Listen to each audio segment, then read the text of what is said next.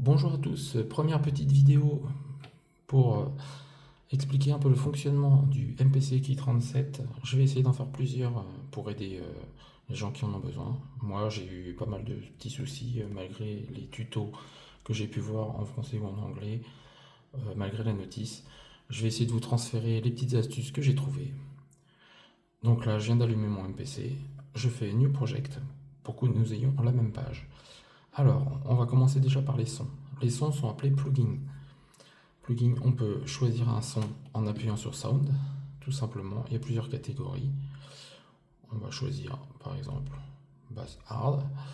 Le son change directement quand on choisit le son qu'on veut utiliser.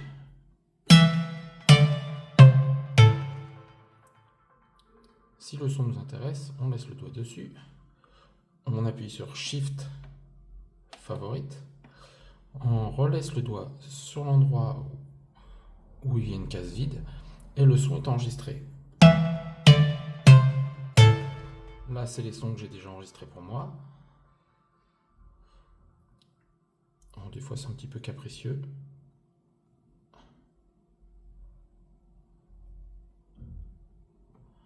Super, et comme par hasard, je le fais et ça marche pas. Voilà.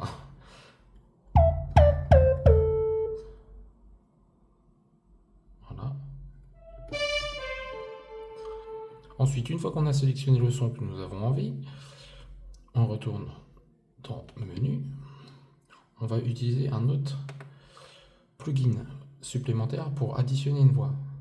Alors, soit on fait plugin en appuyant.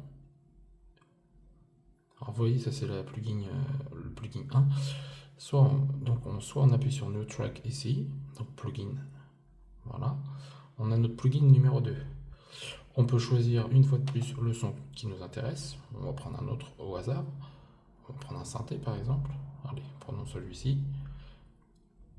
Voilà. Voilà celui-là. Voilà. On retourne dans Menu. Là, on va sur Arrange. Et on peut voir qu'on a nos deux pistes plugins engagés. Donc le plugin de tout à l'heure, celui-ci. Et le deuxième. Donc comme je vous disais, il y a deux méthodes. On appuie sur le petit plus et on peut rajouter un plugin. Et ce plugin, on choisit le son qu'on veut encore. On va prendre électrique par exemple. Allez.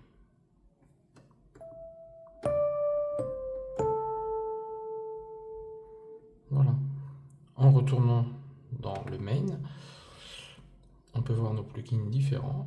Alors, il suffit de tourner la molette par exemple pour voir nos instruments. Type synth pour le plugin. Voilà. Là, vous avez pu voir qu'on a une piste audio. On n'a rien mis dessus. Alors, on peut tout simplement la retirer pour pas qu'elle nous embête. Ensuite, ces plugins, tout simplement, on va dans Shift Track. Et on a nos réglages, on a nos sons différents. Alors vous voyez, là où il y a le rouge, c'est la piste qui est enclenchée. La deuxième. La troisième. On peut aussi mixer le son pour qu'il soit plus ou moins fort selon les pistes. D'accord ?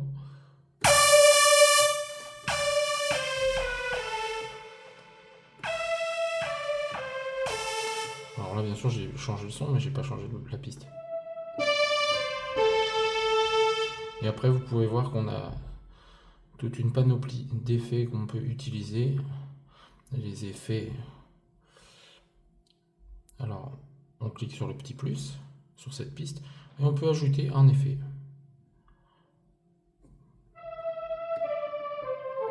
Comme vous pouvez voir, il y a jusqu'à 4 effets qu'on peut utiliser. Et chaque effet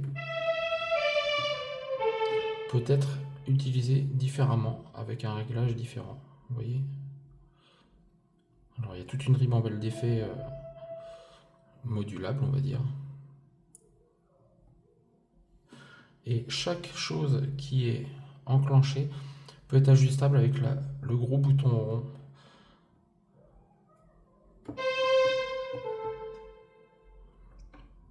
Voilà, ça c'était pour la partie des sons. Il faut savoir que chaque instrument de chaque piste peut être enclenché simultanément pour jouer par exemple en live. Donc par exemple là on choisit auto, on va cliquer sur le petit auto, on va aller sur le in. Quand on dit in, c'est tous les sons qui sont appuyés sur les touches sont joués et entendus. Donc sur la première piste, la deuxième piste et la troisième piste. Donc normalement je dois avoir les trois sons en même temps. Juste on a du mal à les entendre, puisqu'ils sont tous les trois en même temps.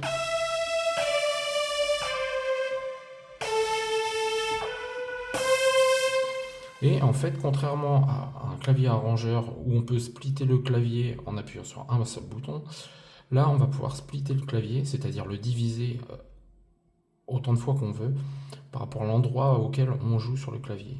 Donc il y a une méthode simple.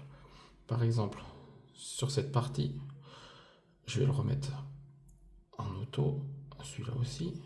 Là je vais le remettre en auto, ça veut dire que c'est la partie où le voyant est rouge sur lequel on joue. Donc on va dire que cette partie-là, on va mettre learn par exemple, pour mémoriser la note la plus haute. Et là pour mémoriser la note la plus basse. Voilà, ça ce sera notre premier instrument. Notre deuxième instrument, on va jouer la note la plus haute, donc celle-ci, la note la plus basse, celle-ci. Et sur notre troisième instrument, on va jouer celle-ci. Et en faisant learn, on appuie sur celle-ci. Et là, si on reste comme ça, c'est cette piste-là qui est indiquée. Donc c'est cette piste-là qui fonctionne. Et comme vous pouvez entendre, il n'y a rien. Donc si je passe sur la piste suivante, et là il n'y a rien, là il n'y a rien. Ces deux parties-là sont réservées pour les autres instruments. C'est pour ça que je vous disais, on passe en in. Voilà, on passe en in sur les trois. Et là vous pouvez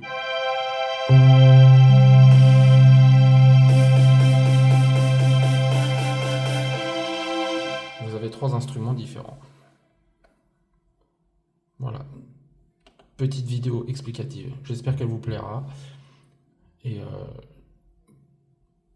merci de me donner des commentaires pour voir si ça vous a intéressé et si c'était bien expliqué. Merci.